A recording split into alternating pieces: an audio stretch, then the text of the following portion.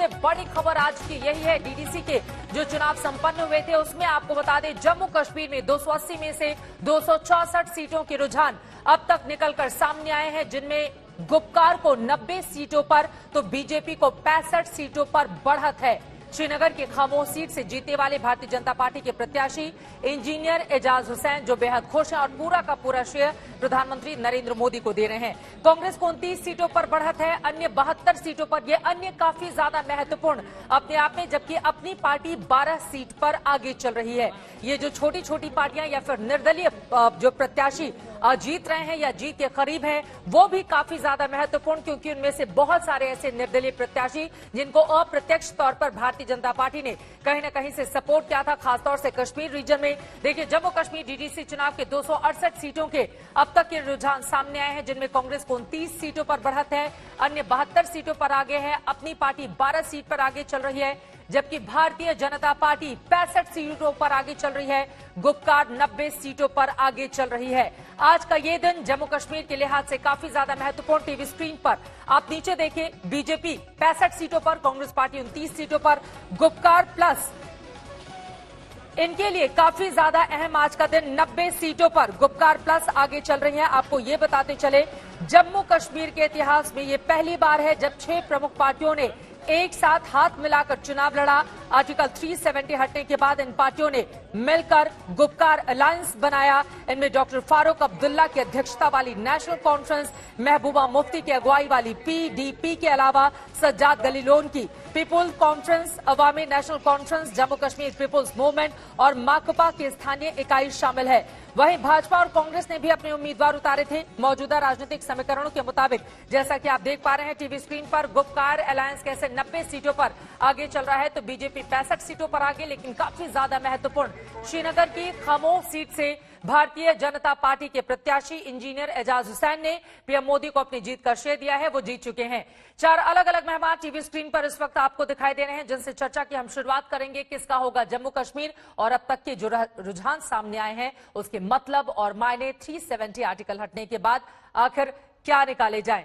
सलमान सागर हमारे साथ मौजूद हैं, जो कि डीडीसी इलेक्शन विनर हैं 2 सीटों से। सोलिना और सौरा श्रीनगर की इन दोनों ही सीटों से उन्होंने जीत हासिल की है। नेशनल कॉन्फ्रेंस के वो लीडर हैं। सलमान सागर जी, आज तक पर बहुत स्वागत है आपका और आपको बधाई भी। 2 सीटों से आपने जीत हासिल की है। इसके अलावा भारतीय जनता पार्टी के प्रवक्ता सैयद जफर इस्लाम आपको टीवी स्क्रीन पर दिखाई दे रहे हैं। आशुतोष राजनीतिक विश्लेषक हमारे साथ मौजूद हैं और साथ ही हमारे साथ अवनिजेश अवस्थी जी भी राजनीतिक विश्लेषक के तौर पर मौजूद हैं। लेकिन सलमान सागर जी, आपने 2 सीटों पर जीत हासिल की है, इसके मायने क्या हैं और अब आगे की चुनौतियों का सामना करने के लिए खुद को कैसे तैयार कर रहे हैं आप?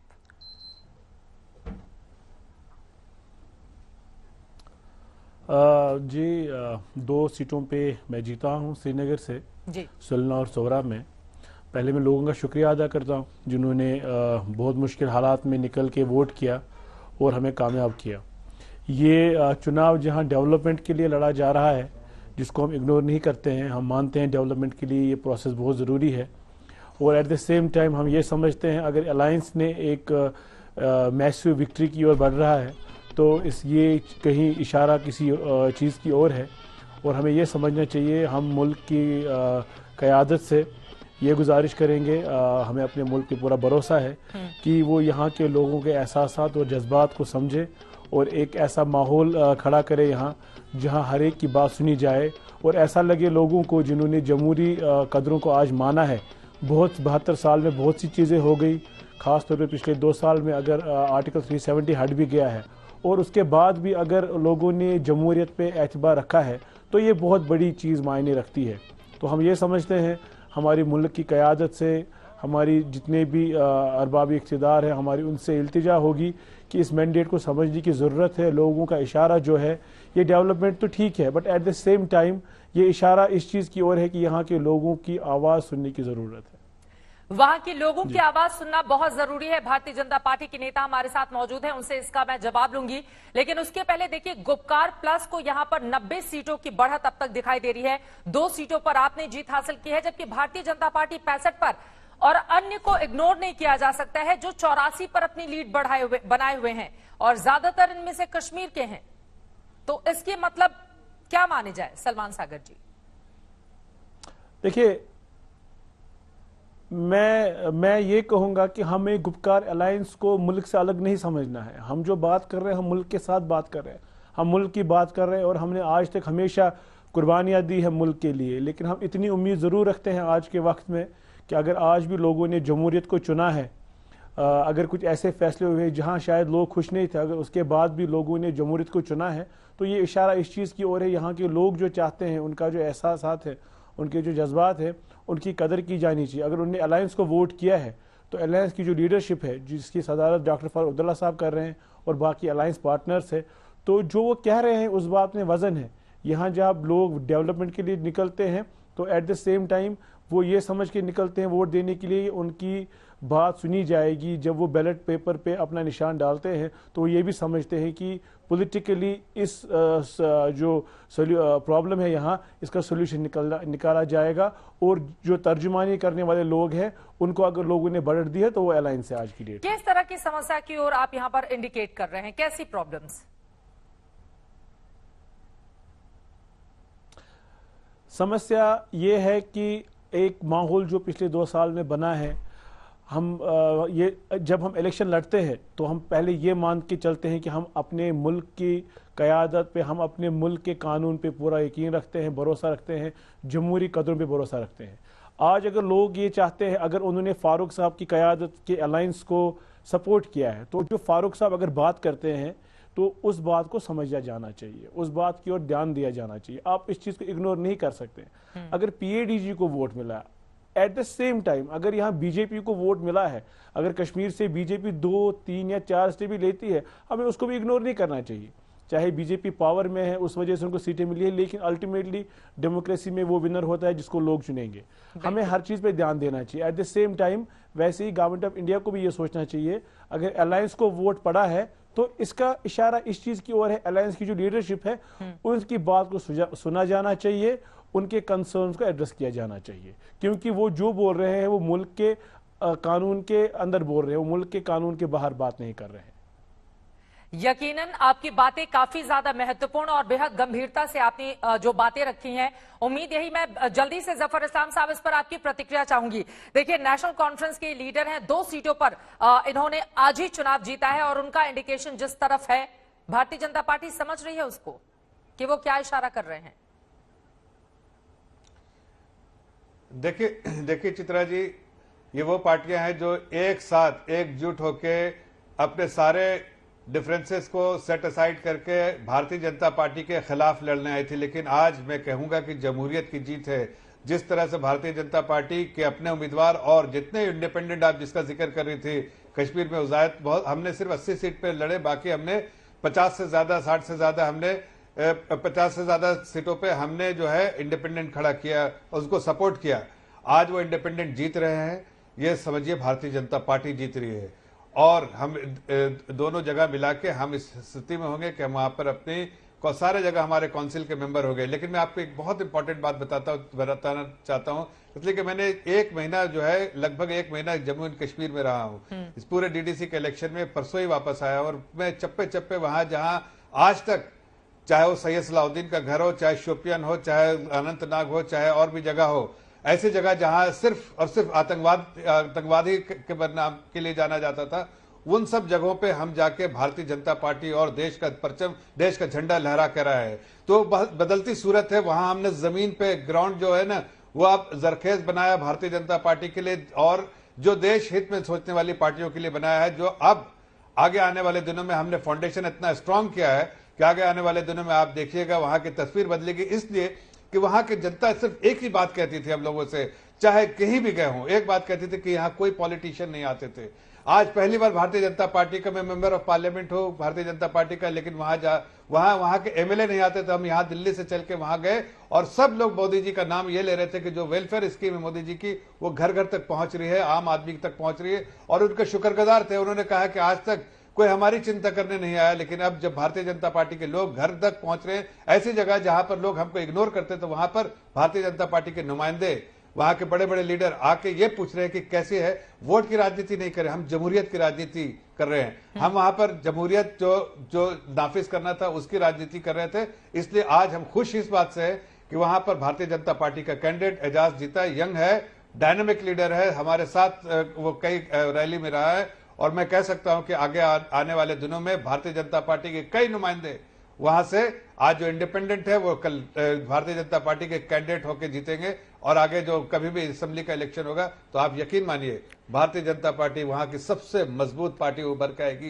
यकीनन जमहूरियत का जो फैसला होता है उसकी आवाज दूर तक सुनाई देती है। और आज ये जो आंकड़े निकलकर सामने आ रहे हैं हम टीवी स्क्रीन पर लगातार दिखा भी रहे हैं। आशुतोष जी, मैं आपसे टिप्पणी लेनी चाहूंगी।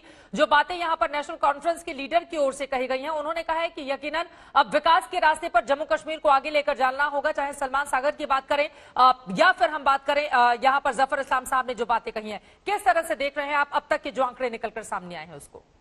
नहीं, मुझे लगता है कि सलमान सागर साहब ने जो बातचीत की बहुत ही जिम्मेदारी के साथ उन्होंने अपनी बातों को रखा है और बहुत ही ईमानदारी के साथ अपनी बातों को रखा। और मुझे लगता है कि इस तरीके की आवाज की, इस तरीके की वॉइस की बहुत जरूरत है आज जम्मू कश्मीर के अंदर।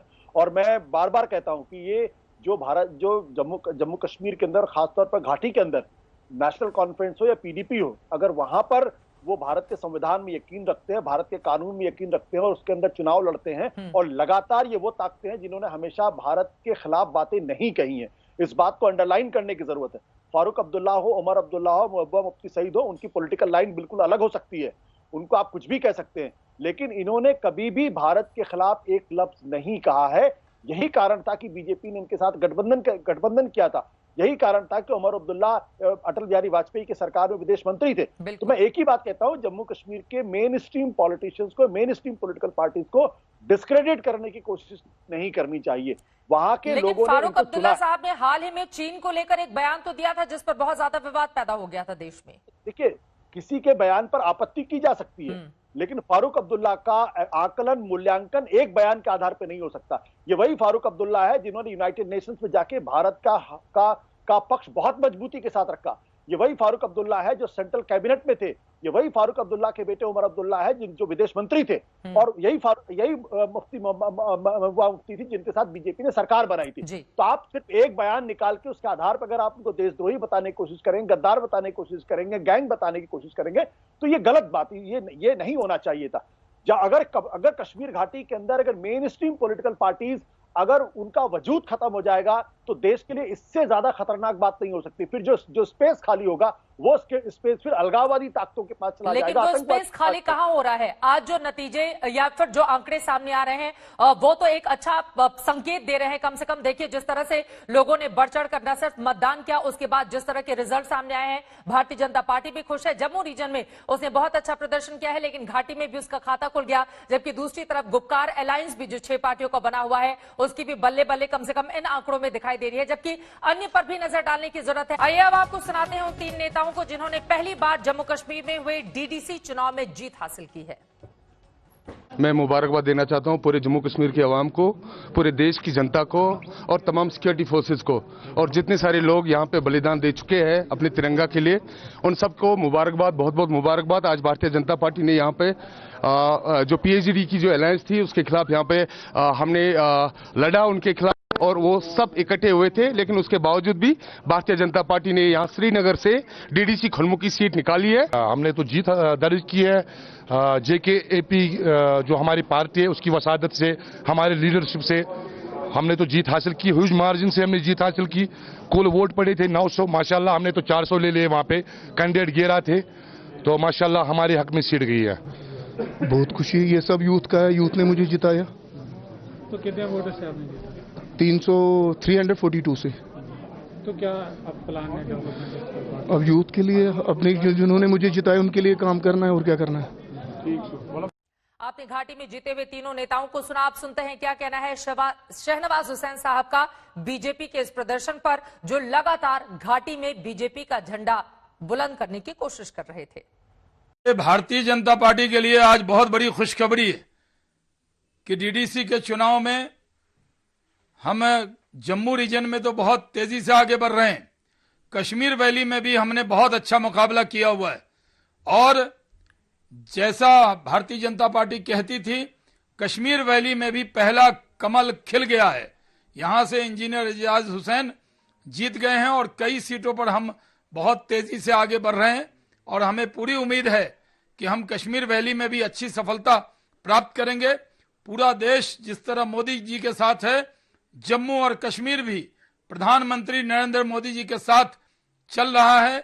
हमारे विरोधी ने इकट्ठे होकर चुनाव लड़ा, एनसी, पीडीपी, कांग्रेस सब मिल गए, लेकिन भारतीय जनता पार्टी ने कमल खिलाकर जम्मू कश्मीर के अंदर दिखा दिया। बीजेपी के रुझानों पर क्या कहना है भारतीय जनता पार्टी के नेता अनुराग ठाकुर का? अनुराग ठाकुर भी लगातार जम्मू कश्मीर में लगे रहे ताकि बीजेपी को जीत दिला पाए। सुनिए। 70 वर्षों में पहली बार जम्मू कश्मीर की जनता को यह अवसर मिला कि डीडीसी के चुनाव में वो मतदान कर सके, और प्रसन्नता की बात यह है कि न केवल मतदान किया बल्कि बढ़ चढ़कर भाग लिया। रिकॉर्ड मतदान भी हुआ, लोगों की जनभागीदारी भी हुई और निष्पक्ष चुनाव हुआ है। डराने का प्रयास किया गया, धमकाने का प्रयास किया गया, लेकिन लोगों ने बढ़ चढ़कर भाग लिया। ये लोकतंत्र की जीत है। नरेंद्र मोदी जी का सपना जो था कि नीचे तक पंचायत के चुनाव, बीडीसी के चुनाव, डीडीसी के चुनाव हो, वो सब हुए और आज नतीजे भी आएंगे। लेकिन मैं यही कहूंगा सबसे बड़ी जीत लोकतंत्र की जीत है। अब तक की जो बड़ी खबर निकलकर सामने आ रही है, आपको बता दें कि यहां पर बीजेपी के 3 उम्मीदवारों ने घाटी में जीत दर्ज की है। कश्मीर घाटी में डीडीसी की तीनों सीटों पर भारतीय जनता पार्टी जहां पर मजबूती से लड़ रही थी, वहां पर बीजेपी ने जीत हासिल की है। पुलवामा की काकपुरा सीट से बीजेपी प्रत्याशी मन्ना लतीफ जीते हैं। श्रीनगर की खामोश सीट से इंजीनियर एजाज और बांदीपुरा की तुलेल सीट से एजाज अहमद खान ने जीत हासिल की है। यकीनन भारतीय जनता पार्टी के लिए अच्छी खबर, क्योंकि लगातार ये पार्टी 317 हटने के बाद इस कोशिश में लगी हुई थी कि घाटी में न सिर्फ उसका खाता खुले, जबकि मजबूती से वो अपनी उपस्थिति भी वहां पर दर्ज कर पाए। और हाल ही में हम सब ने देखा था, मुझे बीच में आपको रोकना पड़ा था, ब्रिजेश अवस्थी जी आप अपनी बात भी पूरी कीजिए। और हाल ही में हमने देखा था डल झील पर जिस तरह से बीजेपी के नेताओं ने पूरी की पूरी कैंपेनिंग की, चाहे वो शहनवाज हुसैन साहब हो, चाहे वो अनुराग ठाकुर हो या भारतीय जनता पार्टी के दूसरे तरुण चुग हो, तमाम नेताओं की ओर से। तो क्या ये माना जाए कि उसी परिश्रम का ये फल है जो आज निकलकर सामने आ रहा है, घाटी में कम से कम बीजेपी का इस तरह का प्रदर्शन? चित्रा जी, एक बात बड़ी साफ सी है कि बीजेपी अपने क्लियर विचारधारा के आधार पर वहां पे इलेक्शन लड़ रही थी। वो पूरे देश में मालूम है कि बीजेपी की विचारधारा क्या है, और वैचारिक स्तर पर बीजेपी, भारतीय जनता पार्टी ने 370 को हटा करके भारतीय संविधान में उस गलती को हटाया है जो अस्थायी रूप से जोड़ा गया था। और वहां पर जिस तरीके से 70 वर्षों में कश्मीर में विकास के नाम पर सचमुच कुछ लोगों का, कुछ परिवारों का सिर्फ विकास हुआ है, वहां की जनता को पहली बार मालूम चला कि ये क्या हुआ, क्या अब तक क्या सिर्फ धारा 370 के लगने से हम क्या विशिष्ट हो गए क्या? और हमें विशिष्टता की जरूरत नहीं है। कश्मीर का आदमी भी हिंदुस्तान का नागरिक है, भारतवर्ष का नागरिक है। भारतवर्ष के बाकी नागरिकों को अगर आरटीआई का अधिकार है तो कश्मीर के नागरिकों को क्यों नहीं है? विभाजन के समय जो लोग वहां से दूसरे तरफ से जो लोग आए थे, उनको आज तक वोटिंग राइट नहीं है, उनको कोई मौलिक अधिकार नहीं है, क्यों ना हो? ये सब बातें हैं ना, जो बातें आनी चाहिए, चर्चा में आनी चाहिए, डिस्कोर्स में आनी चाहिए, विमर्श में आनी चाहिए। और मैं कहूंगा कि तमाम लोग, जो लोग फारूक अब्दुल्ला के बयान को कहते हैं कि एक सचमुच ठीक है कि एक बयान के आधार पर हम मूल्यांकन नहीं कर रहे हैं, लेकिन ये बयान, इस बयान का आप कैसे विश्लेषण करेंगे आशुतोष जी? इसको आप क्या कहेंगे? हताशा कहेंगे, निराशा कहेंगे, आवेश कहेंगे, क्या कहेंगे? इसका कुछ ना कुछ तो विश्लेषण करिए ना। आप पूरे व्यक्तित्व का विश्लेषण मत कीजिए, लेकिन ये तो कहिए कि हाँ ये गलत था बयान। पीडीपी के नेता ने अभी भी कहा कि चुनावों से ज्यादा जरूरत पाकिस्तान से बात करने की है, ये कहा ना।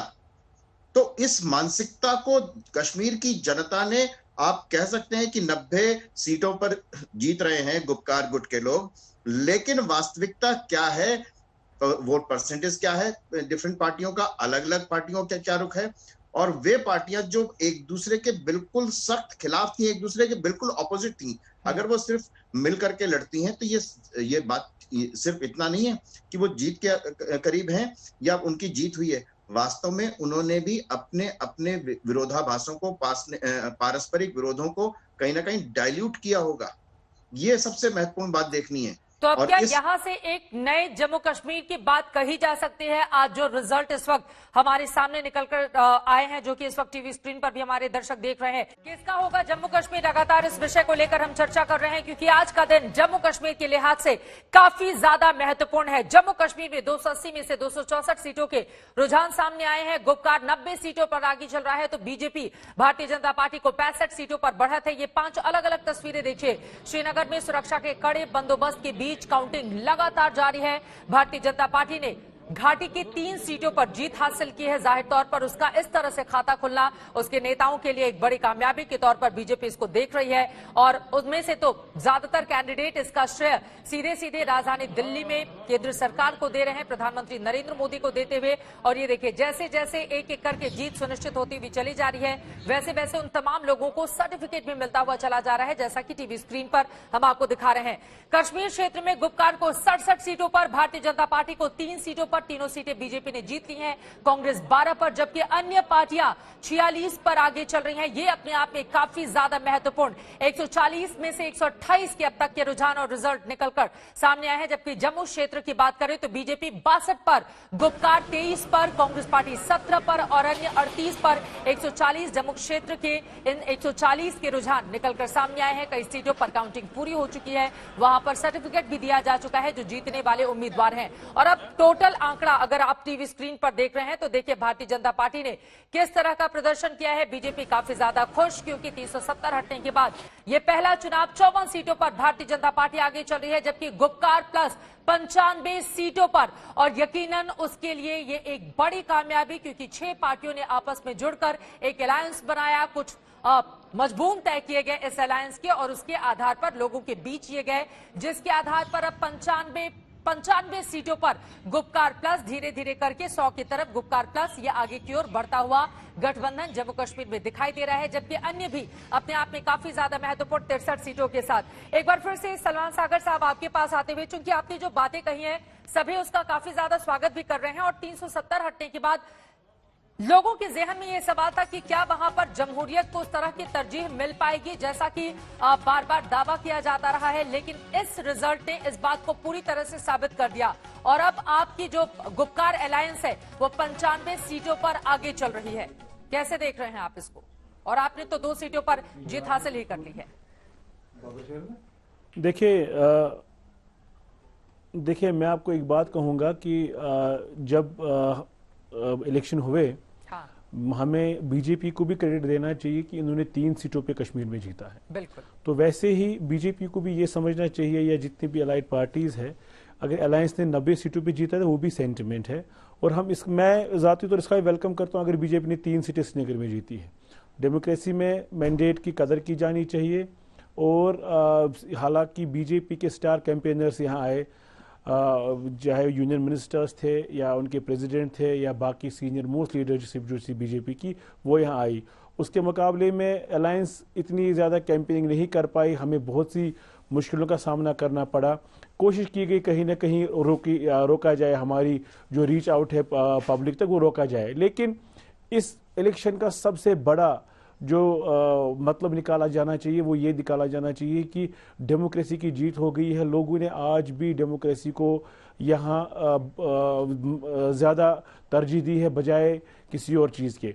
आपको उन पार्टीज़ को वेलकम करना चाहिए। अगर आप इस बात को मान के चलिए, अगर आज नेशनल कॉन्फ्रेंस, पीडीपी और बाकी पार्टियों ने इस इलेक्शन को बाइकआउट किया होता तो कहीं ना कहीं इस प्रोसेस की इतनी रेलेवेंस नहीं होती। अगर बीजेपी या बाकी पार्टी को केक वॉक मिला होता तो इसकी इतनी रेलेवेंस नहीं होती है। हम सबको एक चीज इंश्योर करनी चाहिए, हमें बीजेपी को अगर कहीं मैंडेट मिला है उसका रिस्पेक्ट करना चाहिए, जहां नेशनल कॉन्फ्रेंस और इसके अलायंस पार्टनर्स को मैंडेट मिला है वहां रिस्पेक्ट करनी चाहिए। लेवल प्लेइंग फील्ड की जरूरत है। कश्मीर और जम्मू के लोगों के सेंटिमेंट को समझने की जरूरत है। जहां जम्मू के लोग स्टेटहुड डिमांड करते होंगे, जहां उनकी एक्सपेक्टेशंस ये होंगी कि हम स्टेट से लेके यूटी बने हैं, उनकी नाराजगियां होंगी, तो हमें उसको भी एड्रेस करना चाहिए। जहां यहाँ के कश्मीर के लोगों की ये एक्सपेक्टेशन होगी कि 370 के बाद कोई बातचीत नहीं हो रही है, यहाँ की लीडरशिप को डिटेन किया जा रहा है, आए दिन ऐसे कानून लाए जा रहे हैं जो यहाँ के लोगों के मन मुताबिक नहीं है, वही एक वजह है कि अलायंस आगे जा रहा है। और मेरी गुजारिश ये होगी, आप अलायंस को हिस्सा समझिए, जमहूरियत का, अपने मुल्क का एक ही हिस्सा समझिए, तभी लेवल प्लेइंग फील्ड जब मिलेगा यहाँ के लोगों को एक एहसास मिलना चाहिए कि नहीं, हमारी बात सुनी जा रही है और कहीं ना कहीं रास्ते निकाले जाने चाहिए। डेवलपमेंट के साथ साथ पॉलिटिकल सॉल्यूशंस जो है, हमने कुर्बानियां दी है इस मुल्क के लिए, नेशनल कॉन्फ्रेंस हो, पीडीपी हो या बाकी जमातें हो। हम कहीं ना कहीं बीजेपी से डिफरेंट आइडियोलॉजिकली हम डिफर करते हैं बीजेपी से, लेकिन जहां मुल्क की बात है, मुल्क के लिए हमने कोई कसर नहीं छोड़ी कुर्बानियां देने के लिए। आज मुल्क को यह समझने की जरूरत है कि अगर अलायंस को वोट मिला है तो उसके पीछे कोई ना कोई मैसेज है और उस मैसेज को समझने की जरूरत है। सलमान सागर साहब, आपने बहुत महत्वपूर्ण बातें कही हैं और गागर में सागर भरना जो एक कहावत भी है कि कम शब्दों में अपनी बात कह देना और उसका असर दूर तक जाना। यकीनन आपने कहा कि दरअसल हमको अपना हिस्सा ही समझिए, लेकिन आप हिस्सा हैं। और इसी सवाल के साथ जफर इस्लाम साहब, मैं आपके पास आते हुए, आप हाथ भी उठा रहे थे और इन सब के बीच पीर अफाक अहमद साहब भी हमारे साथ नेशनल कॉन्फ्रेंस के लीडर जुड़ चुके हैं, उनके पास भी मैं चलूंगी। लेकिन जफर इस्लाम साहब, देखिए भारतीय जनता पार्टी की भी जमकर तारीफ करते हुए सागर साहब यहां पर नजर आ रहे हैं। उन्होंने कहा है कि बीजेपी के लिए बड़ी कामयाबी के तौर पर देखा जाना चाहिए घाटी में अगर वो 3 सीटें जीतती है तो। अब इसी के साथ जम्मू कश्मीर को आगे ले जाने की चुनौती आप तमाम पार्टियों पर होगी। देखिए, बिल्कुल मैं इस बात को तस्लीम करता हूं कि जो कह रहे सभी जमातों को वहां पार्टियों ने, लोगों ने सपोर्ट किया है, वहां के अवाम ने सपोर्ट किया। लेकिन एक खास बात है जो पहले कभी नहीं हुआ और मेरे ख्याल से सागर साहब को इस बात का एहसास होगा कि वहां के आम आवाम जो है वो कहीं ना कहीं पिछड़ी हुई है, पिछड़ रही है। और उसकी वजह है इनकी पार्टियां या फिर जो पीडीपी, ये दोनों पार्टियों ने कहीं इस तरह से उन लोगों के साथ बर्ताव किया है कि वो कभी भी ये नहीं मानेंगे कि उनपे कभी इन लोगों का अच्छा रवैया रहा हो। इसलिए कि वहां आवाम आज भी डरती, सहमी और इस तरह से रहती है और उनके बारे में फिक्र करने के लिए कोई पॉलिटिकल पार्टी नहीं है। आप अगर जम्मू कश्मीर में जाइए और खासकर मैं कश्मीर के बारे में घाटी में 1 महीना चुके निकाला है, तो और जम्मू के भी कुछ इलाके के बारे में बात करूंगा मैं, जहां मैं कई इनसे पूछे जो भी इलाके को मैं नाम लूंगा वहां पर कोई डेवलपमेंट, विकास नाम की चीज नहीं है। आज लोग वहां किस चीज के बारे में बात करते हैं, हिंदुस्तान के कोई कोने में चले जाइए उस चीज के बारे में बात नहीं करते, जबकि वहां के अवाम उस छोटी छोटी चीजों के बारे में बात करता है, चाहे बिजली हो, पानी है, सड़क हो, ये छोटी छोटी चीजों के बारे में उनके वैसे मसाइल है। उन मसाइल का जो समाधान कभी इन लोगों ने नहीं निकाला। अब जब ऐसे हालात पैदा हो गए कि भारतीय जनता पार्टी ने भी अपना वहां पर वर्चस्व दिखाने की कोशिश की है और जब अपने लोगों की मकबूलियत हमें महसूस हुआ कि वजीर आजम जो है हमारे, उनकी जो वेलफेयर स्कीम है वहां पहुंचने लगी। आज वो कहते हैं कि नरेंद्र मोदी जी के क्या जिंदाबाद का जो नारा जब गूंजता है तो बहुत सारे लोगों को ऐसा लगता है कि ये कभी कश्मीर में नहीं हुआ, लेकिन वो सारी चीजें अब कश्मीर में होने लगी हैं। देश का झंडा फहराता है। मैंने कहा कि सैयद सलाउद्दीन के घर के सामने कोई भटक नहीं सकता था, वहां पर जाके मैंने झंडा फहराया और वहां पर भाषण दिया, वहां पर रैली की, उसके घर के सामने, और लोग जुड़ते रहे और भारतीय जनता पार्टी के नारे पे नारा जो है वहां पर दिया। तो उससे समझ में आता है कि लोग अब चाहते हैं विकास, लोग चाहते हैं उनकी जिंदगी में तब्दीलियां हों, उनकी जिंदगी बेहतर हो और वह खुशगवार और खुशनुदी की जिंदगी हो, जो जिससे वो महरूम रहे इन लोगों की पार्टियों की वजह से। आज ये अच्छी बातें कर रहे, काश, मैं कहता हूं सागर साहब, काश ये बातें आप अपने नेशनल कॉन्फ्रेंस के लीडर्स को बताते, फारूक अब्दुल्ला को बताते तो बेहतर होता। ये जो आप हम सलाह दे रहे हैं, ये सलाह अगर उनको और मशवरा आप उनको देते तो बेहतर होता। इसलिए कि ये इन मशवरों की वजह से कम वहां के अवाम की हैसियत बेहतर हालत होती है। अगर आप कश्मीर के हैं तो मैं आपको इलाके एक नहीं 1000 इलाके बता सकता हूं पूरे श्रीनगर में जहां पर आज भी जिंदगी एक बहुत ही नागवार तरीके से लोग गुजार रहे हैं। मुझे आंखों में आंसू आता और हम आंखों के आंसू पोंछने गए थे। हमें कोई वहां पर राजनीति, वोट बैंक की राजनीति नहीं करनी है, हमें विकास की राजनीति के। हमने कहा हम वोट बैंक की राजनीति नहीं करेंगे, हम विकास की करेंगे। वोट जिसको देना आप दो, लेकिन हम जमहूरियत को नाफिज करेंगे और हम विकास की राजनीति के लिए 54 सीटें वेलफेयर स्कीम के जिस पर बीजेपी ने अब तक बढ़त बनाकर रखी है जफर इस्लाम साहब, और यकीनन विकास की बातें कही तो जाती हैं हर बार की चुनावों में, लेकिन उसके बाद उस पर अमल नहीं किया जाता है। इसी सवाल के साथ आपके पास में आऊंगी, लेकिन पीर अफाक अहमद साहब बहुत देर से हमारे साथ जुड़े हुए हैं। अहमद साहब, अब सीधे आपका रुख करते हुए, देखिए गुपकार अलायंस ने अब तक 95 से ज्यादा सीटों पर अपनी बढ़त बनाकर रखी हुई है, लेकिन मेरा सवाल आपसे यह है, जो आपका मकसद है कि 5 अगस्त 2019 के पहले वाली स्थिति को बहाल किया जाए, लेकिन जमहूरियत ने यहां पर बीजेपी को भी 54 सीटें दी हैं और इसी के साथ ही साथ हम आंकड़ों में देख पा रहे हैं जो निर्दलीय कैंडिडेट हैं उनकी भी तादाद बहुत बड़ी है, 63 से ज्यादा। शुक्रिया मैडम आपका। देखिए, मैं आपको साफ तौर से ये बता दूं कि 5 अगस्त 2019 को जो कुछ भी यहाँ हुआ, हमारे तशक्कुस पर जो शब खून मारा गया, उसके बाद पूरे मतलब मैं कहता हूं कि दिल जख्मी हो गए थे, जज्बात यहाँ पर मजरूह हुए थे लोगों के। लेकिन आपको मरहून मिन्नत शुक्रगुजार होना चाहिए हमारे डॉक्टर फारूक अब्दुल्ला साहब का, जो उन्होंने एक अलायंस यहाँ बनाया और वो PAGD के नाम से, जिसे आप आमतौर से पुकारते हो, तभी जाके आज ये जमहूरियत का अमल फिर यहाँ शुरू हुआ। अल्हम्दुलिल्लाह। अब कोई पार्टी कहे कि हमारी वजह से हुआ, उनकी वजह से हुआ, लेकिन मैं कहता हूँ जमहूरियत यहाँ पर फिर वापस आई, ये तभी मुमकिन हुआ। शायद ये मेरे दोस्त बाकी जो साहिबान आपके वहां बैठे हैं भूल रहे हैं इस बात को कि इसी पंचायत इलेक्शन को 2018 में जब हुए थे, हमने उस वक्त नेशनल कॉन्फ्रेंस ने पार्टिसिपेट नहीं किया था, जिसके नतीजे में 60% यहाँ पर ऐसी कंस्टिट्यूएंसीज थी जहां पर कैंडिडेट्स ने फॉर्म भी नहीं भरा। फिर कंटेस्ट होने की तो दूर की बात हुई, वोटिंग परसेंटेज तो वो दूर की बात होती। इसलिए आपको मरहून मिन्नत होना चाहिए इस पीपल्स अलायंस जो गुप्कार डिक्लेरेशन का है उनके लीडरों का, कि आज जब उन्होंने इसमें पार्टिसिपेट करने का फैसला कर लिया तो अल्हम्दुलिल्लाह आज देखिए आप किस जोश से, जिस जोश खरोश से लोगों ने यहाँ अपना वोट दिया। चलिए ठीक है, किस पार्टी गुप्कार अलायंस का भी जोश आई है। भारतीय जनता पार्टी भी खुश है कि घाटी में उसने 3 सीटों पर जीत हासिल कर ली है। इसी के साथ अब जम्मू कश्मीर को एक नया जम्मू कश्मीर बनाने का दावा जो इन तमाम पार्टियों की ओर से किया जा रहा है, कैसे ये पार्टियां आगे बढ़ेंगी इस पर लगातार रहेगी आज तक की नजर।